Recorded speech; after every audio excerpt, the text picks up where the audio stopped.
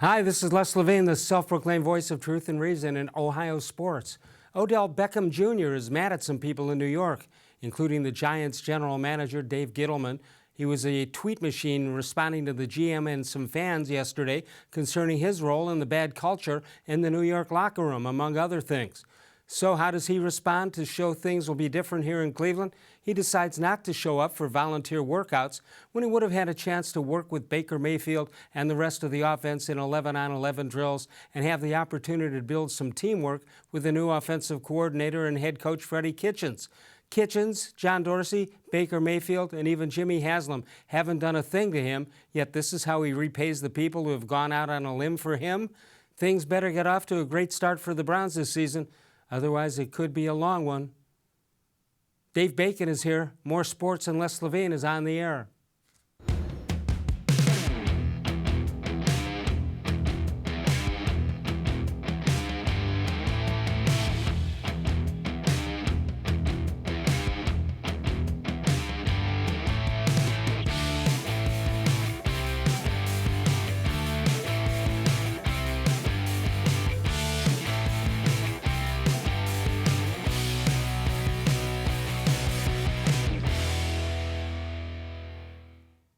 From the worldwide headquarters of More Sports and Les Levine, it's a Tuesday night. Good evening, everyone. Welcome once again to More Sports and Les Levine into our 23rd year, and as always, seen exclusively here on cleveland.com.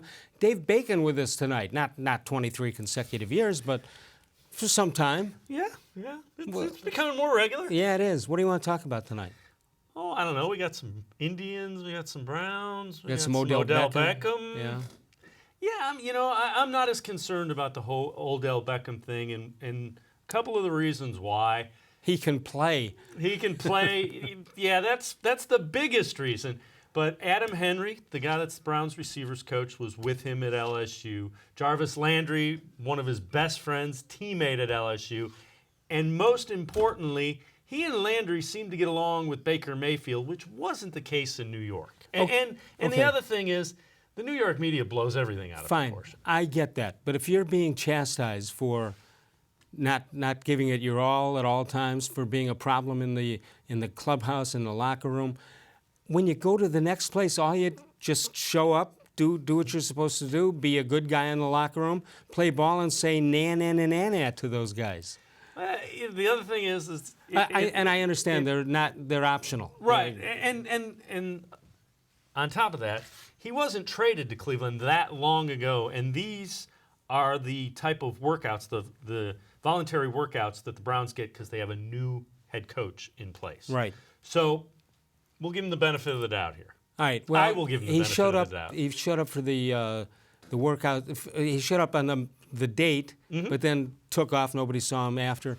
I just think if you're trying to get off to a good start, trying to say to the New York people, I wasn't that way, this is the way to do it. Come here and play ball. Yeah, and catch it with one hand. I understand what you're saying, but again, let's wait and see. It's still early. The thing that he didn't like is they basically were saying that they had a culture problem in the locker room, and Gettleman said once he got rid of Beckham, that he cured the culture problem. Well, that would upset me too. That would tick me off. I get it for him being upset, but to me the best way is go out and play ball in Cleveland and show him that you're not that kind of a teammate. Well, and we'll see. Again, we'll see. I just wonder how the other players on his team, how they'll respond to this and how they'll think about it. You know what? All is forgiven with W's and one-handed touchdown catches. But I think to the point that you made, if things don't get off to a good start, then you don't know. 216-575-0403 is the number to call. You can email us during the show at reallesLevine@gmail.com. Dave Bacon is with us, and we'll talk a lot of stuff.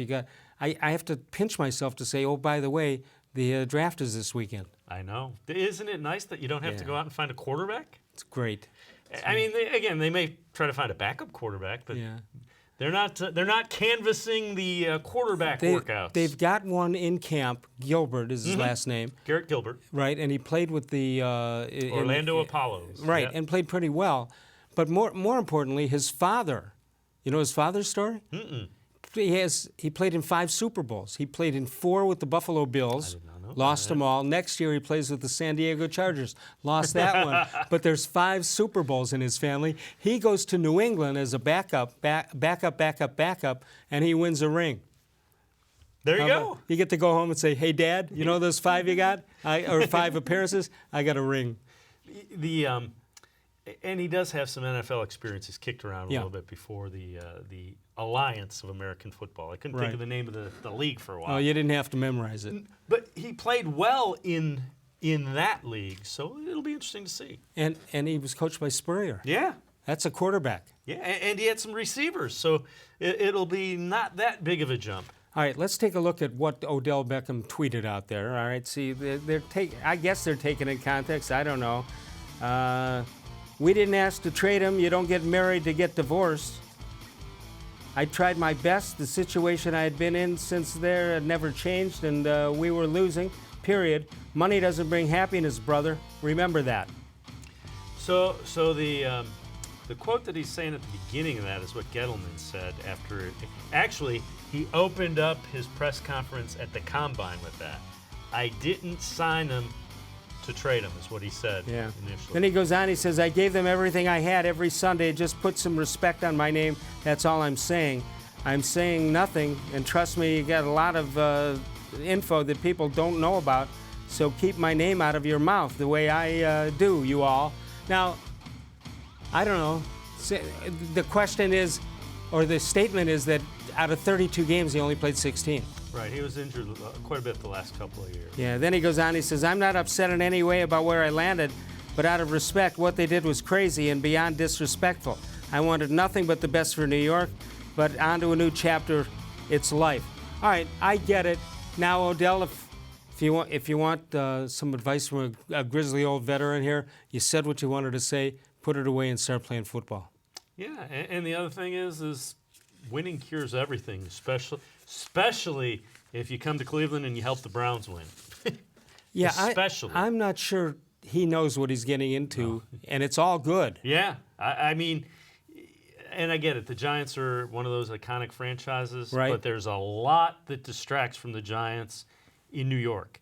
There isn't a lot that distracts from the Browns in Cleveland when they're going well. All right. First of all, I'm on record as saying I love the deal that they got him here. I think it adds a whole new dimension. But if he is a problem, I don't know what you can do. You can't just get rid of him. I mean, if it doesn't work, you're stuck with him, and I hate to say that. But again, I think that chance is pretty remote at this point. I do too. Too many things going on here. And the other thing is you've put a lot of things in place that would help him succeed. Adam Henry, receivers coach, was with him at LSU. Jarvis Landry was his best friend and played with him at LSU. All right. Jared Mueller, who joined us for the draft show on Armchair Quarterbacks way back when, he's going to join us tonight. We're going to talk draft. We're going to talk everything. Yeah, Ohio State, some Browns. Right. Yeah. He's with the Orange and Brown Report. That's Jared Mueller. We'll have our own Mueller report here. There you go. And it's Mueller, being released. But nothing is redacted in our Mueller report. That's right. That I know of, anyway. We're also going to check and see where John Dorsey ranks in the whole league. Where they put him if you stacked up 1 through 32. What do you have with John Dorsey? Yeah, it's interesting. Think it's going to be high or low? You know what it is. I know the answer.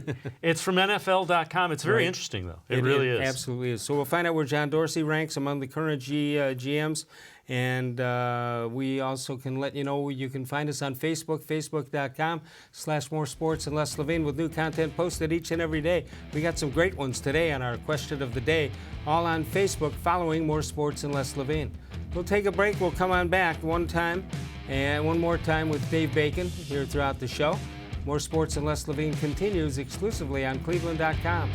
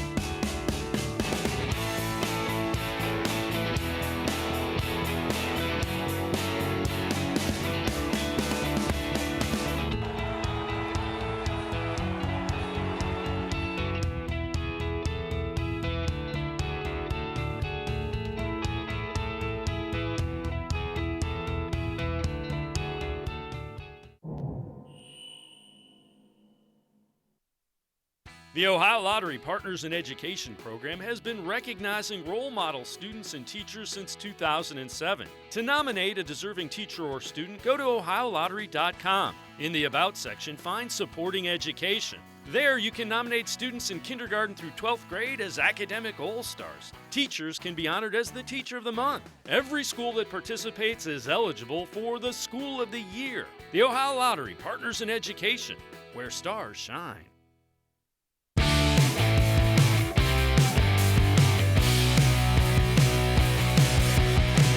Today is the 23rd of April. Let's take a look at the birthdays.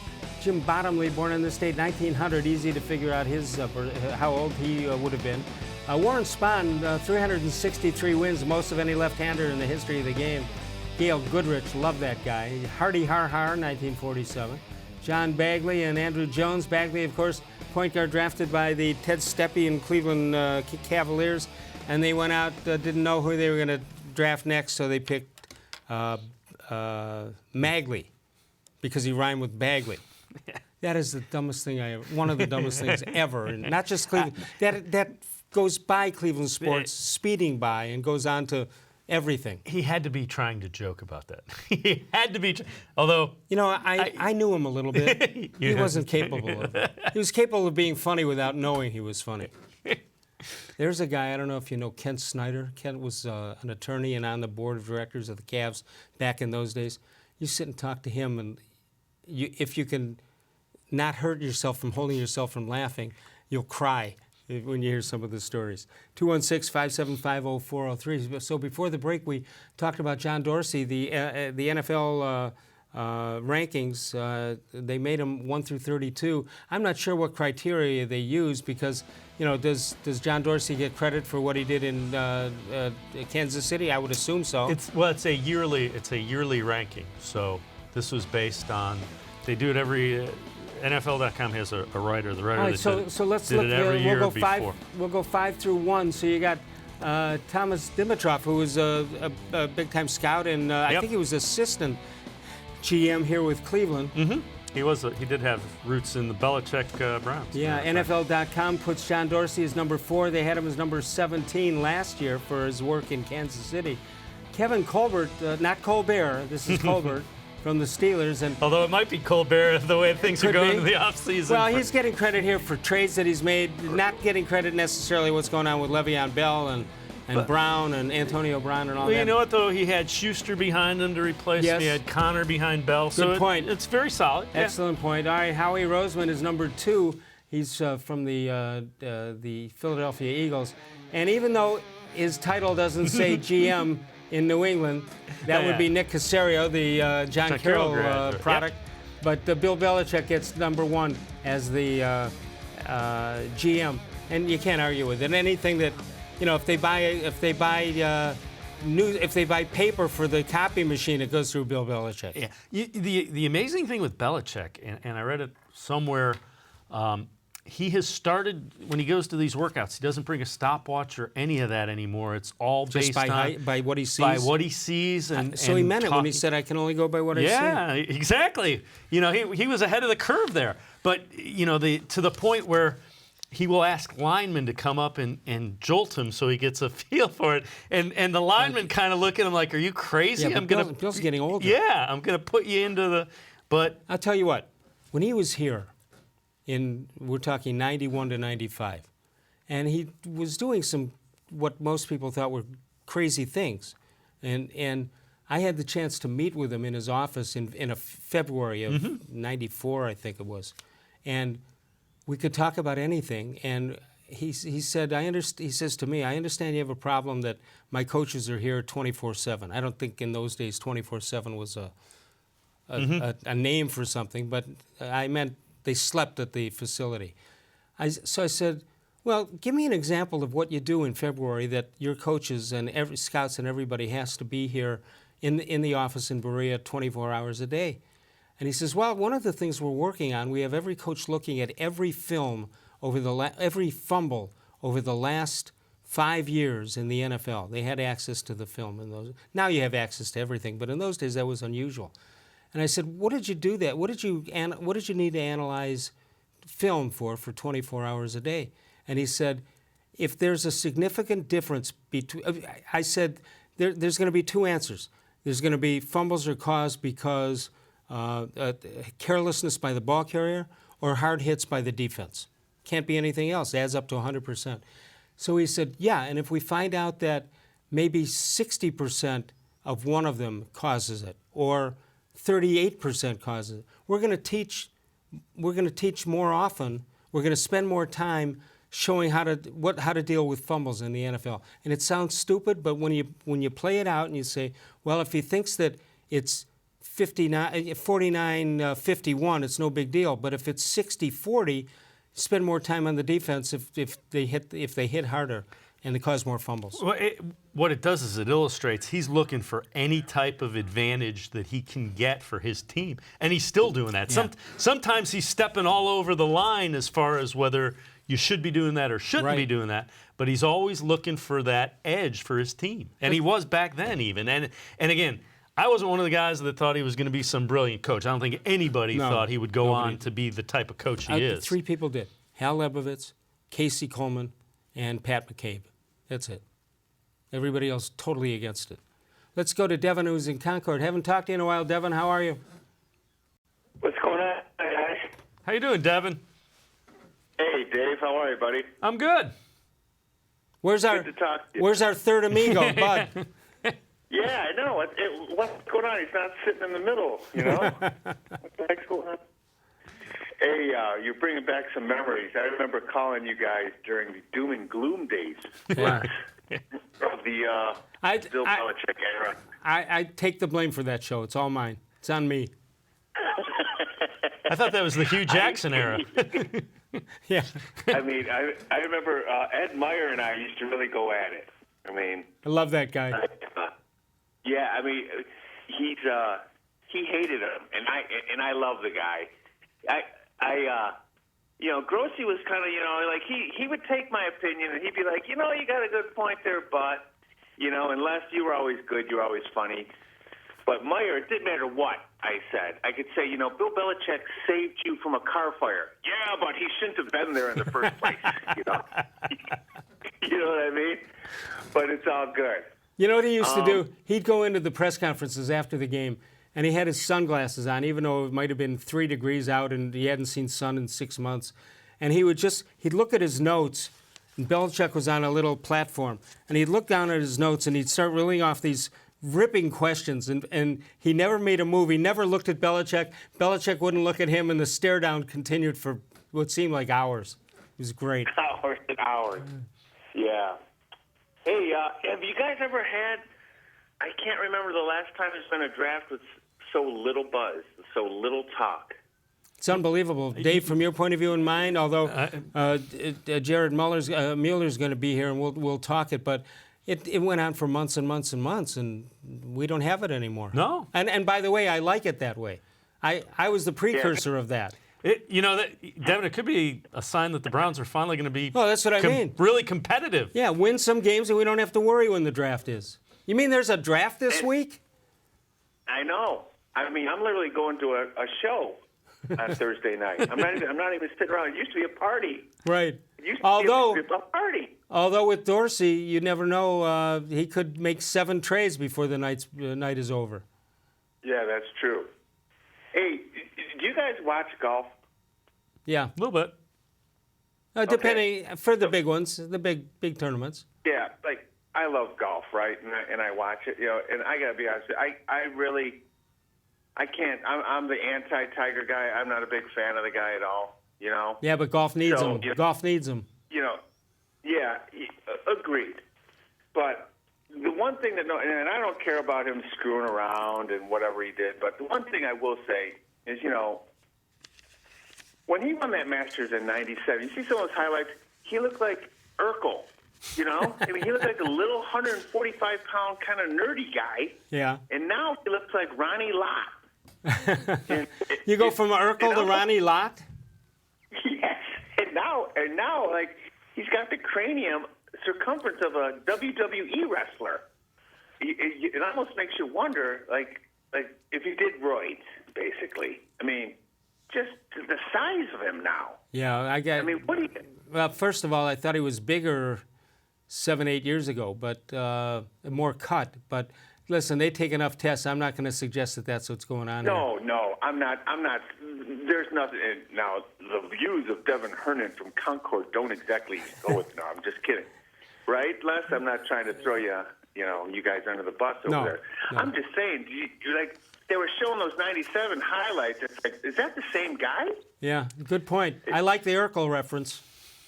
Yeah. Yeah. Hey, it's good to see Kippy's back, huh? My boy Kippy. You know what? With what they had in the middle infield, you should be thankful Kippy's back. How did I do on Lonnie Chisenhall? Hey, injured again. How am I doing on what's his name?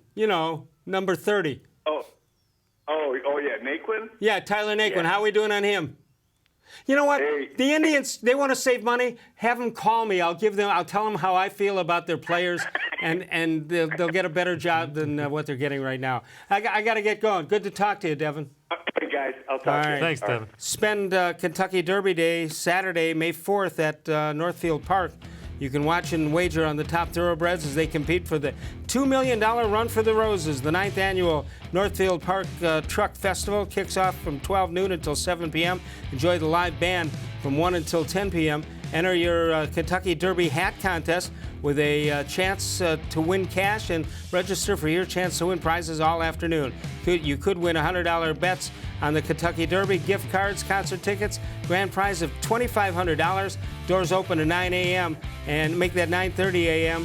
Live racing begins at 6 p.m. That's all at Northfield Park. Free admission, free parking every day. Dave Bacon and I return in a moment. We'll come back. Jared Mueller will join us. We'll talk about a lot of things from the Orange and Brown Report. More sports and Les Levine continues exclusively on cleveland.com. When my dad started Nature Stone right here in Northeast Ohio, he created a solution for age-old concrete problems. Unevenness, cracking, pitting, and more. Nature Stone solves all of these problems in garages, basements, and outdoor spaces. Nature Stone is beautiful, environmentally friendly, and always affordable. Plus, Nature Stone is backed by Russell's Promise, our true unconditional warranty. Get Nature Stone installed in your home by the end of April and get up to half off.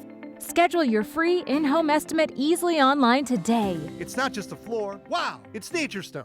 There are tastes we remember. Every smell brings the happiness of times gone by. Experience this every time you walk into Gallucci's Italian Foods. Whether you need lunch on the go, a catered party, or that perfect blend of wine, meats, and cheeses, Gallucci's has exactly what you're looking for. Straight from Mama's kitchen for old world traditions or original experiences. From the tastes you remember to new flavors you'll never forget. Gallucci's is a tasty branch of your family tree. When it comes to selling you a mattress, most retailers are handing you a long line of extra steps that drive up costs and create confusion. At the Original Mattress Factory, we simplify the mattress shopping experience by building mattresses and box springs in our own local factories and selling them direct to you. It's short, sweet, and simply makes sense. So experience more than just the mattress store. Experience an original, the Original Mattress Factory.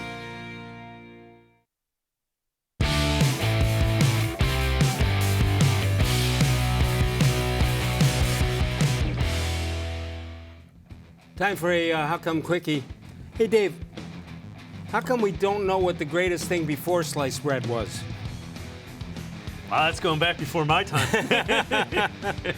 Has to be something. It's like, who was the greatest home run hitter before the Babe ever showed up? I think that guy hit 12 home runs a year. Yeah. 216-575-0403 is the number to call. More sports and Les Levine with Dave Bacon tonight. Also, we are joined by Jared Mueller of the Orange and Brown Report. Jared, out there in the wilderness, where are you? There. Look at him. Look what technology can do. We find him. How are you, Jared? Good. How are you guys doing tonight? Good. All right. Where do you want to start? We got Ohio State. We got the Browns. We got the draft in general. You started.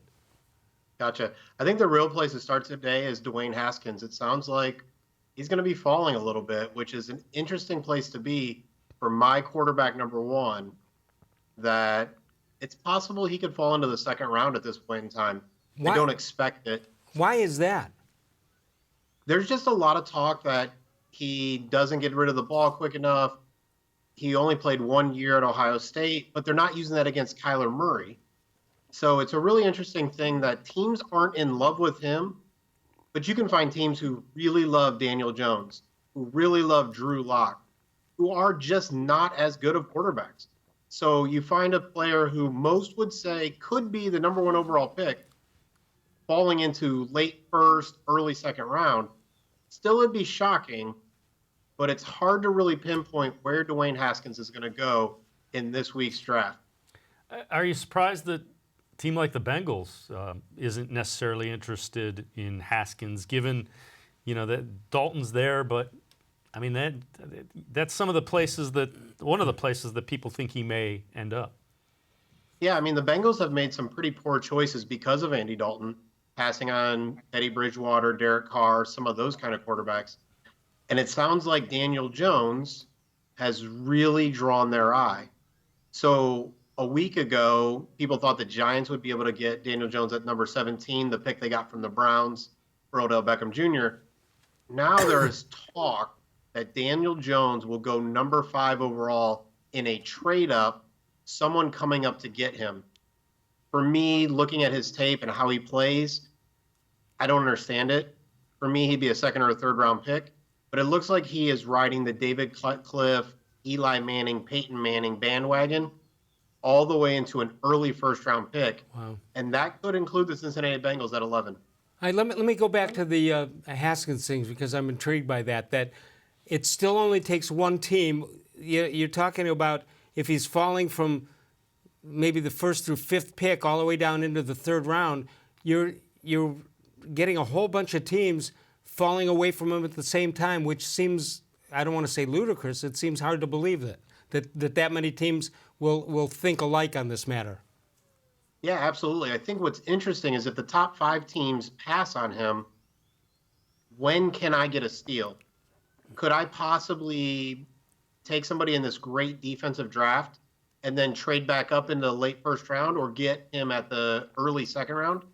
So GMs start to get a little greedy when it comes to the draft. So if they think Dwayne Haskins should have been a top 5-10 pick and all of a sudden he starts to slide, well, do the Bengals think they can get somebody else at 11 and then maybe trade up and get Dwayne Haskins? Or does another team look at it that way? I think you just get GMs overthinking the process. Yeah. All right, if I'm a GM and I'm 1 through 10 and I need a quarterback, I'm taking Dwayne Haskins. Dave, what are you doing? 1 through 10. Unless I'm building an offense around Kyler Murray, I'm taking Dwayne Haskins. And I think that's what Arizona is doing. They're planning on building the offense around Kyler Murray, and I think that's a dangerous thing. Yeah. I think that the guy that's the prototypical, for lack of a better term, quarterback is Dwayne Haskins. Yeah. And 50 touchdowns, even though it's 1 year, it's still 50 touchdowns. Yeah. And it's not like there's no Florida Atlantics on that schedule. Yeah, it is 50 touchdowns. And when you look at Kyler Murray, we talk about Daniel Jones kind of riding the Manning bandwagon. Kyler Murray is riding the Baker Mayfield bandwagon. He is not Baker Mayfield. Baker Mayfield can play in a ton of systems. Baker Mayfield has accuracy. He has all of that going on. And then you have Kyler Murray, who is athletic, exciting, all of those kind of things, is accurate, but doesn't have the pinpoint accuracy Baker Mayfield does. Dwayne Haskins would be my number 1 quarterback. I don't recall the exact year, but Doug Lesmerises wrote this week about the lack of Big Ten quarterbacks who've been taken in the first round. What was that number? How far back did he go? 30 years, maybe? It went into the 80s. I think the last one was it Jeff George? Or no, it was Kerry Collins. Kerry Collins. Yep. That is so hard to believe that there hasn't been a first-round Big Ten quarterback in all those years. And there's people who think Big Ten is defense and running the ball. But when you watch Dwayne Haskins beat Drew Brees' record, all of a sudden you really have to understand this is a real quarterback playing in a real system under Ryan Day and Urban Meyer last year that made all of the throws. You look at his wide receivers coming out, they're going to make some impacts. It doesn't make sense to me that he would fall. But again, people get so focused on big arms and tall quarterbacks. Dwayne Haskins has both of those, just not to the extreme of some of the other guys. It's just hard to believe that all of the GMs are going to fall into that same area where they all believe the same thing at the same time about Haskins. All right, I'm a big proponent of take the best Buckeye available. So let's take a look at some of these guys. Nick Bosa, there's some reports he had some off-the-field stuff with tweets and stuff like that. I don't know if that's going to affect him. I would assume that number 2, San Francisco, will take him. But there you have a list of the best Buckeyes out there. Nick Bosa, is he going in the top 10? According to NFL.com, he is. What do you think? He's absolutely going in the top 5.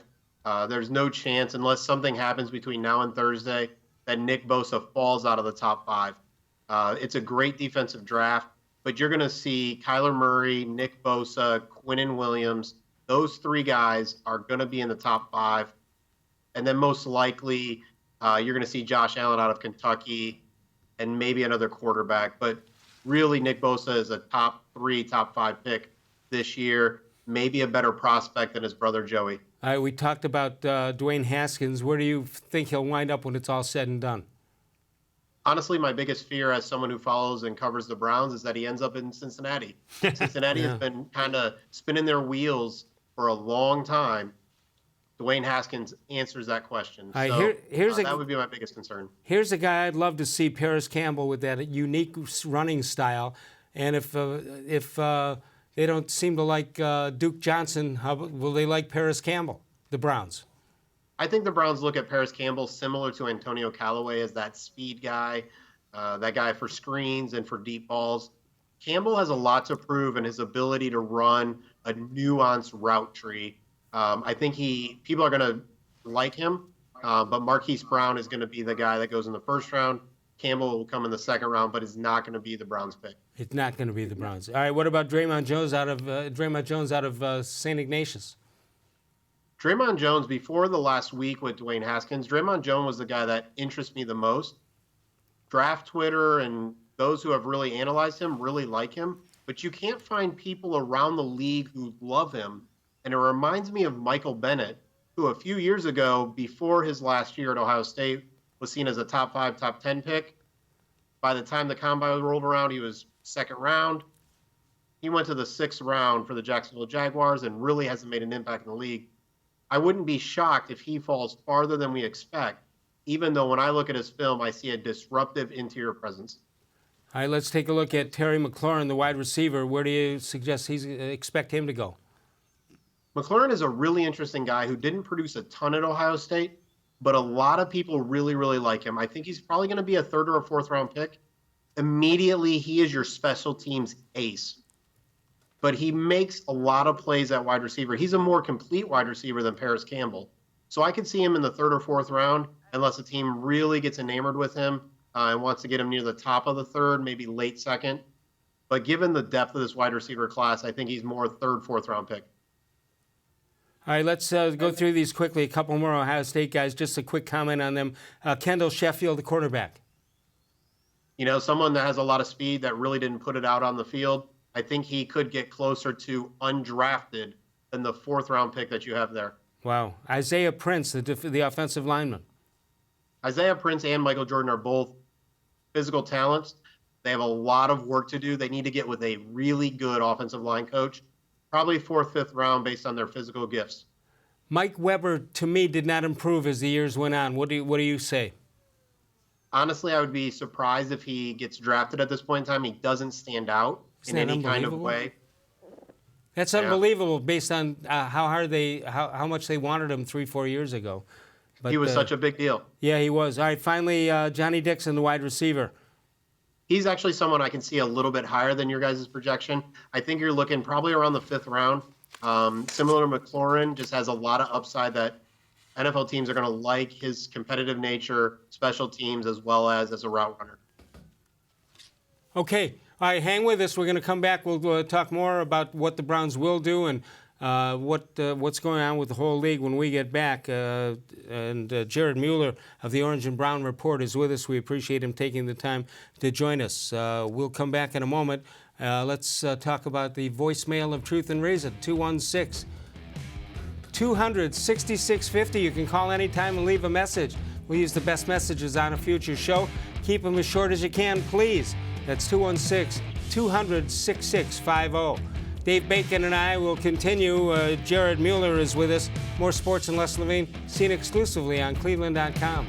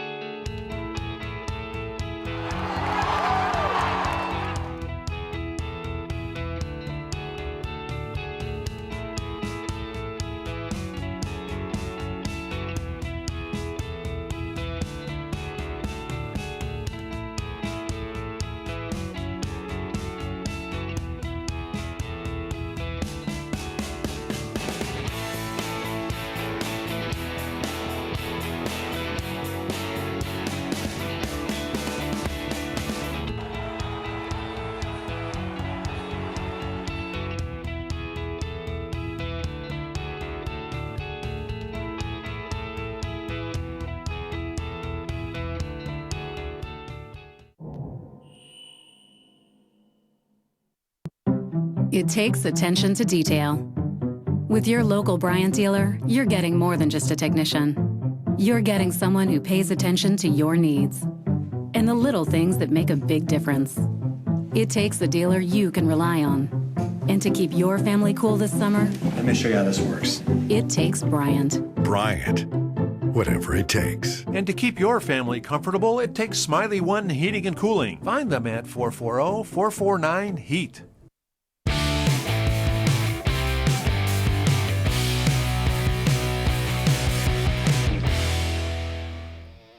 Hi, it's Les Levine for Smiley One Heating and Cooling. My neighbor had them come out today. If you need your air conditioner checked, they've got it. It's time for the new air conditioner. You can't beat the good guys at Smiley One, and their great offer right now on Bryant Cooling Systems.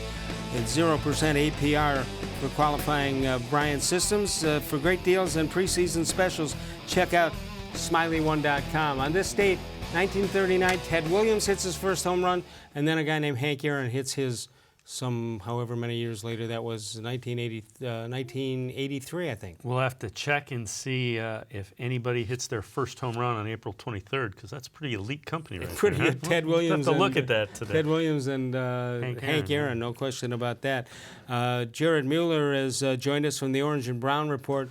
All right, Jared, we covered the Ohio State situation. Let's go to the Cleveland Browns. What do they have? Do you expect them to try to get back into the first round? Remember, John Dorsey is the guy, so I think I know the answer, but what say you? Yeah, absolutely. Dorsey has been talking to anybody and everybody about moving up. He looks at the opportunity just too great. Even some discussions about trying to make a double move up, trying to get into a little bit higher, because everything is on the table for John Dorsey when it comes to the next 2 seasons. Well, I agree with that. So why has there been talk, or is it just talk to make people think away from what is actually going to happen? But talking about drafting Simmons, who's not available this year, he would be available next year. Why would you even think about doing that unless it's a smokescreen? I talked about that last night on the Orange and Brown Report podcast. The reality is this would be the only time John Dorsey tipped his hand ever. And so I think it sounds like a lot of smoke, because Simmons, he's going to probably have to trade up for a little bit. And he's a player who would be a backup in 2020 behind Sheldon Richardson and Larry Ogunjobi. It just doesn't make a lot of sense to me. Yeah. All right, so that's a smokescreen. We're rating that as we're grading that as smokescreen. All right, what else? Again, do you expect them to trade up for something, though? I do. I think what's really interesting is fans and media have really focused on the Browns' need for a third linebacker to replace Jamie Collins and for a strong safety to replace Jabril Peppers. But when you look at what John Dorsey values, neither one of those positions is that important to him. And so I think you're going to look at Dorsey focusing on edge rusher, offensive tackle, or cornerback. And if I had to put your money on it, Les, not mine, I would say right now it's cornerback. Who are some of the names that that jump out to you as far as cornerbacks that they may be looking at, even to go up and potentially get? I think the 2 that really stand out to me are Justin Lane out of Michigan State. He's actually a Cleveland kid, has talked about wanting to come back to Cleveland. I believe he tweeted this morning or late last night that he woke up feeling dangerous today. So he's already set up. He's an athletic kid, went to Michigan State as a wide receiver, converted to cornerback. The other guy that I'm hearing is Greedy Williams, who is falling a little bit out of LSU. Really a physical marvel. I think has a lot of talent that could really complement Denzel Ward on the outside. Is that what they're looking for? Denzel Ward's a speed guy. Are they looking for more of a long, rangy athlete? Both those guys are 6'2". Lane was actually a pretty good basketball player over at Benedictine, too. So is that what you kind of sense they're looking for as a complement to Denzel Ward? It's a compliment, but it's also a fit to Steve Wilkes' defense. So in that zone defense, when you have those longer guys, you get those long arms in those passing lanes and just kind of allow that zone coverage to kind of expand a little bit more. So you have Ward's speed to do that, and then if you can get that length on the other side, I think that's really what they're looking for that good complement. And then you have TJ Carey and Terrence Mitchell. It's a good, well-rounded cornerback group, especially when you think about this offense. They're going to throw the ball a lot, and they're going to score a lot. The defense needs to be able to defend against the pass. When you're talking about cornerback, are you concerned? Is there some concern with the concussion situation with Denzel Ward? Is that fit into the situation here when they're analyzing it? I've been told that is not a big concern, not something they're overly worried about. There are a few little things that he can work on from a tackling perspective, but they just think that those are freak accidents right now, and it's not something that they're planning on or worried about. All right, give me when the Browns walk away from the first night, do they have it? Do they get somebody, or are they going to wait till the second night? I think the trade the Seattle Seahawks just made today actually sets up the Browns pretty well to move up. Seattle likes to get more picks, and so they got the picks from Kansas City for Frank Clark. I think the Browns end up late into the first round. Who they actually end up with will be really interesting. Someone like Montez Sweat or Ja'Kai Polite, two edge rushers who many thought would be top 5, top 10 picks, look like they're going to be falling a little bit. I could see a player like that, or obviously the cornerbacks we already mentioned. When you look at getting into the first round, what's it going to cost them? What do you think getting from 49 up into the end of that first round costs? I think we're probably looking at the 2020 second round pick and maybe a later round pick. Again, Duke Johnson, we know, could be had. If it gets really big, we've heard some rumors today from Albert Breer that Joe Schobert could be on the market. So you have to look out for a really big trade. But I think right now you're looking at number 49 and maybe a 2020 second round pick. Jared, thanks so much for joining us. I know how busy you are. This is a great time of the year for you, and you do a terrific job. And we'll be talking to you soon. Sounds great, Les. Thanks, Dave. Okay, right. thank See you. you, Jared. Jared Mueller of the Orange and Brown Report does a great job. We appreciate him joining us from the Orange and Brown Report. So we'll come back. We'll find out. We'll talk about the Indians. Are they losing their fans? Maybe. We'll talk about that and more when we get back. Sokolowski's University Inn, winner of the James Beard Foundation Award. Only 5 restaurants in the country get it each and every year. Sokolowski's University Inn, to my knowledge, the only one to ever get it in Cleveland. They've had some chefs who've gotten it in other categories, but restaurants, 1 of 5? How about that? Mike and Bernie Sokolowski's University Inn, the winner of that James Beard Foundation Award, Cleveland's oldest family-owned and operated restaurant. We'll come back in a moment. We'll take a look at what the Indians have gotten, what they have lost. Yandy Diaz. Yeah, did I mention Yandy Diaz to you? I've heard of him. Back in a moment. More sports and Les Levine continues on cleveland.com. The concrete in your garage is uneven, cracked, pitted, and just plain ugly. Transform your garage into a welcoming entryway with NatureStone flooring. NatureStone corrects uneven concrete so you don't have to worry about tripping or slipping. Plus, NatureStone is backed by Russell's Promise, our true unconditional warranty. Get NatureStone installed in your home by the end of April and get up to half off. Schedule your free in-home estimate easily online today. It's not just a floor. Wow, it's NatureStone. When it comes to selling you a mattress, most retailers are handing you a long line of extra steps that drive up costs and create confusion. At the Original Mattress Factory, we simplify the mattress shopping experience by building mattresses and box springs in our own local factories and selling them direct to you. It's short, sweet, and simply makes sense. So experience more than just the mattress store. Experience an original, the Original Mattress Factory.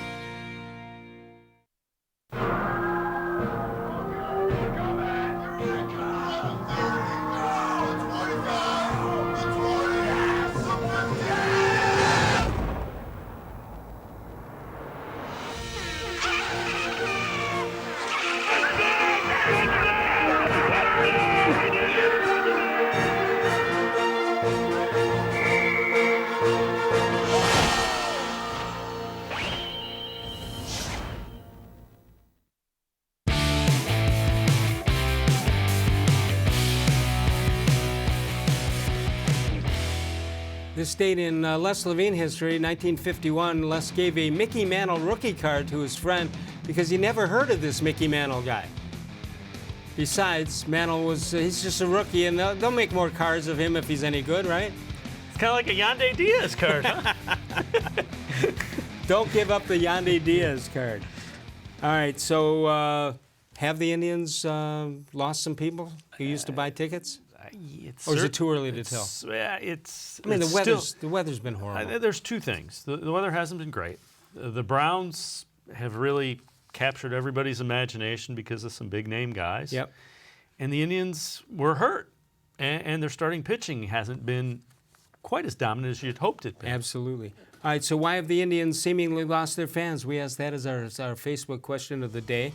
John Switz says, at present, we're playing AAA no-name ball players before getting Frankie Lindor and the ineffective Jose Ramirez. We are dependent on the lockdown starting pitching with a very sketchy bullpen. We play in the weakest division in baseball, and the early season weather has been somewhat marginal at best. Without Carlos Santana and in this present lineup, it would be in last place in your own division. Not last, but not least. But hey, the Indians play in Brownstown. Carmen Tolino says, this is a great question, Les. It's one of the great mysteries to me. The Indians had an extensive run of highly competitive playoff teams, and yet the ballpark is half empty on most nights. The weather is generally pleasant. No, it isn't. It's a great family activity. The Browns have been the poster child for an unfathomable degree of ineptitude for decades, and the weather is awful, and yet they still fill the stadium. I just don't get it. Well, football weather is not, you know what it is. What Dennis Davis says, we've become spoiled. The Dolans have done a nice job of keeping the team competitive while holding their budget steady, and very pleased with their efforts.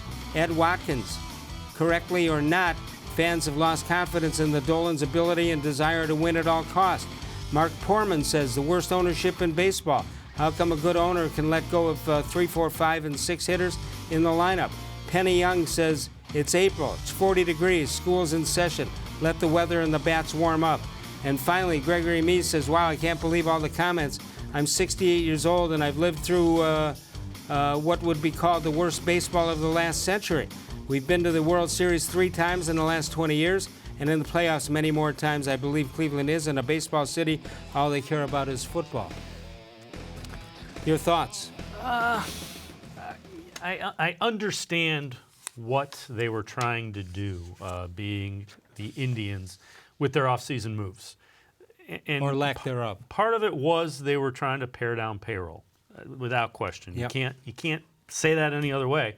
They were also trying to get younger guys that would fill the gap that was created by trading away some of their higher-end prospects to get talent to go for it the last 2 years. So they went for it the last 2 years. They won 1 playoff game.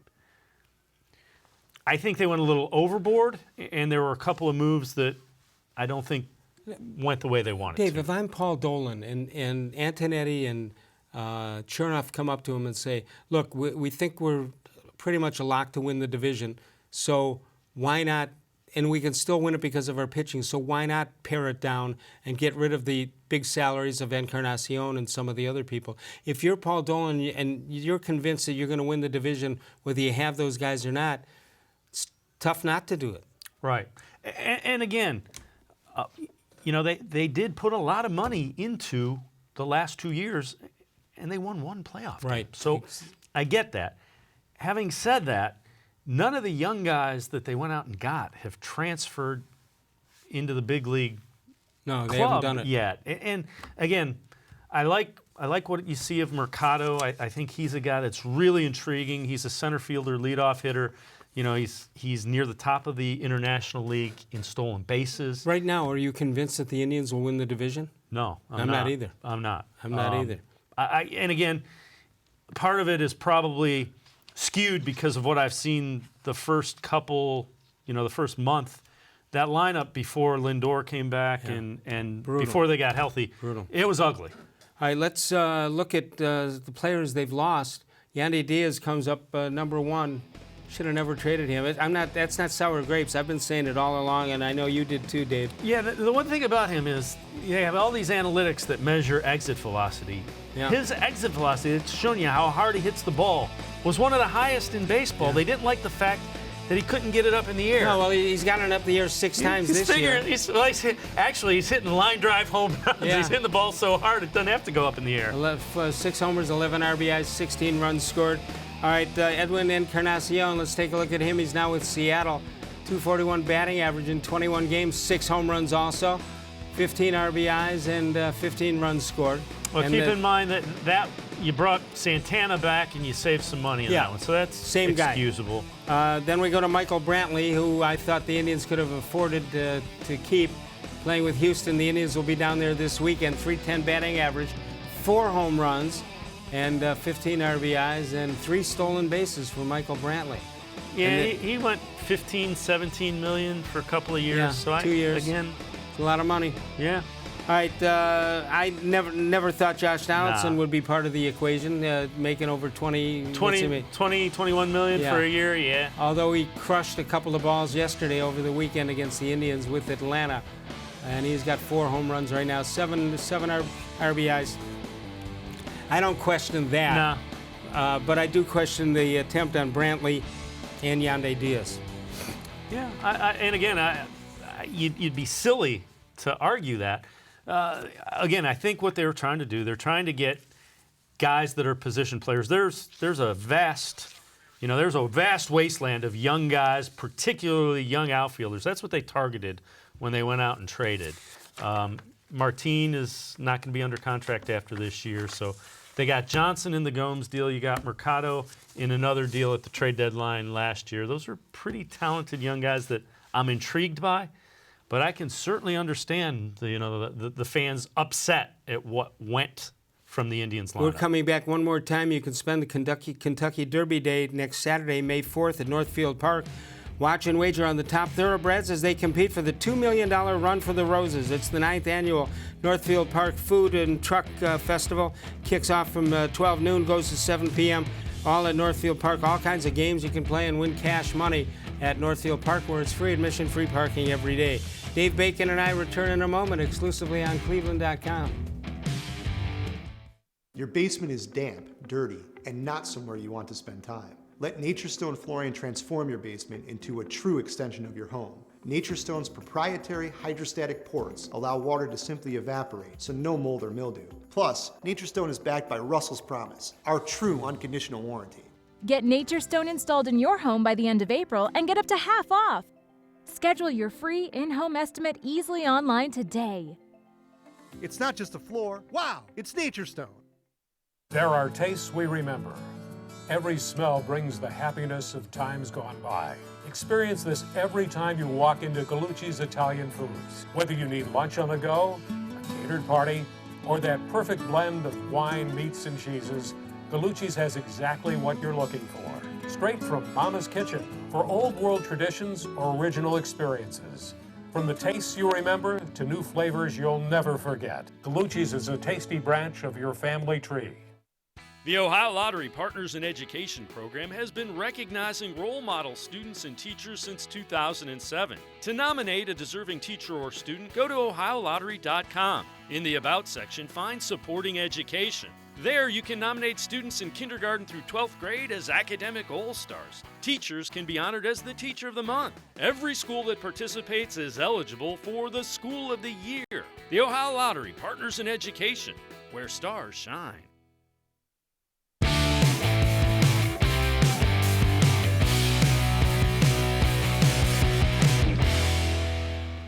Jeff Shadell of the News Herald joins us tomorrow night. You see us live from 6 until 7, Monday through Friday. Dave Bacon does a great job on Friday night.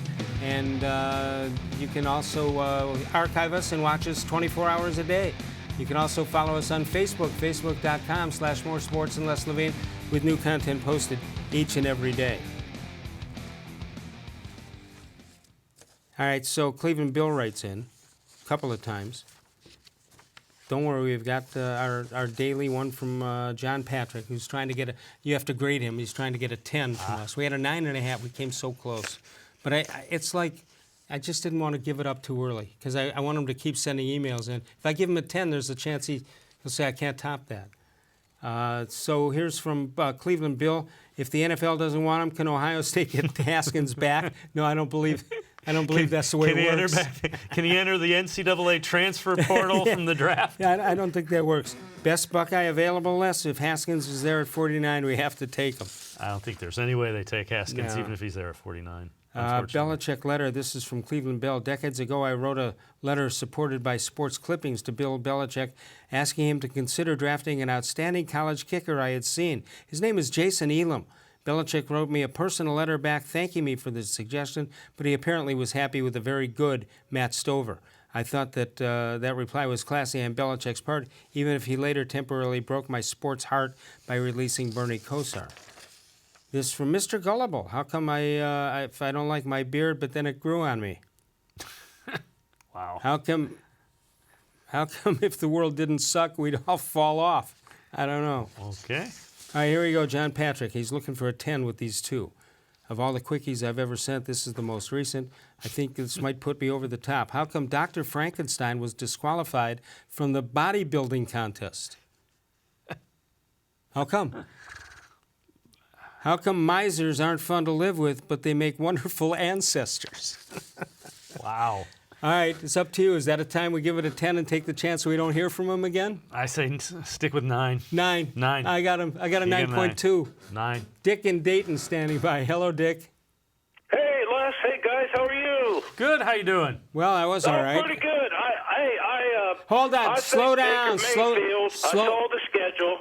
I know we're going to be on TV, but I say 10 wins for the Browns this year. 10 wins? 10 wins. I think that's what I said on the schedule release night, too. No, really, I did. Oh, did you? Yeah. Yeah, I think they're going to light up the sky. I was telling your producer, how can a team, I'm going back to the basketball team, you win a championship in 2016, and how can you go to the bottom? You think it's because LeBron left or Yes. the Cavaliers just quit? Yes, LeBron left. That was it. Well, I just that was heard. it. You know, and I'm hoping they get some good draft picks, you know? Yeah, I know. All right, we'll find out. Dick, thanks so much for joining us tonight. Oh, Dick, you're welcome. Have a great day, buddy. You too. Dick just uttered the statement that I can't stand on talk radio or talk television. As I was telling your call screener, it just, my neck just shrivels up when I hear that. All right, you got a closing comment? Boy, this went fast. Yeah, I know. You know what? It'll be interesting to see what the Browns do. I'm not completely sold that they're going to trade back into the first round. Right. But John Dorsey has somebody in mind, and as Jared Mueller said, if he has somebody in mind, I don't mind it for a couple of second-round picks if you get back into the first round. You think when they announce who they get, we would have heard of the guy? Yeah, I think we will. We will. All right, very good. Great job by Dave Bacon. Tomorrow night, Jeff Shudell joins us and the D-Man, Dennis Mandeloff, on Thursday. We'll see you then. Of all the shows I've ever done, this was the most recent.